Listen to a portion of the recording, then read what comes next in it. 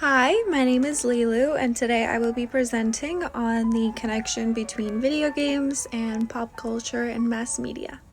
With video games reigning the entertainment industry, it's no wonder that it relates to such a topic as communications. In fact, the first video game was made by a physicist in 1958, and it's very similar to nowadays what we call Pong. Oftentimes, when we see talk of video games in the media, it's to shed light on the overload that's going on, the aggression that comes from it. But what people don't delve into is how long they're playing, what types of games they are playing, and bears the question, should children be allowed to play video games? Basically, it's controllable. So instead of constantly painting it in a negative light, we're going to try and bring some of the positives. Be honest with yourself here. Do you initially see video games as an art form or as a medium? And why? If we're looking at this in terms of children, video games can be a very useful at-home learning tool that could be implemented outside of class. The problem with this generation is that we don't know when to stop.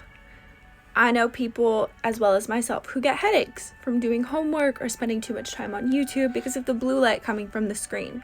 So that can be an argument pitted against children playing video games. But what people also need to understand that everything in moderation works towards a better outcome. Just like when you're on a diet, you can't restrict yourself from having sweets. You can have sweets just in smaller portions. Not to mention the amount of money that is brought in making these video games. The digital evolution from video games 5 years ago to today, you can't even compare it.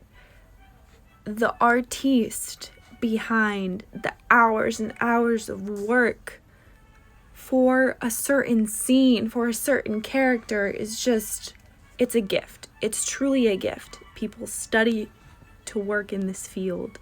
It's a business and it's thriving.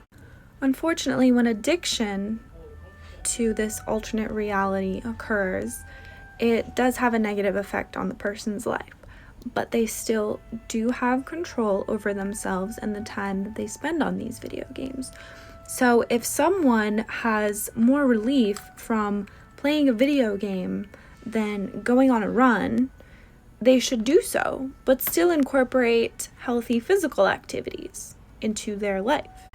One could also argue against a bookworm sitting inside reading all day, engaging in their alternate form of reality imagination, and this kid on Xbox. Where is their exercise? And speaking of exercise, I would like to incorporate something called the mirror, which I saw an ad for the other day.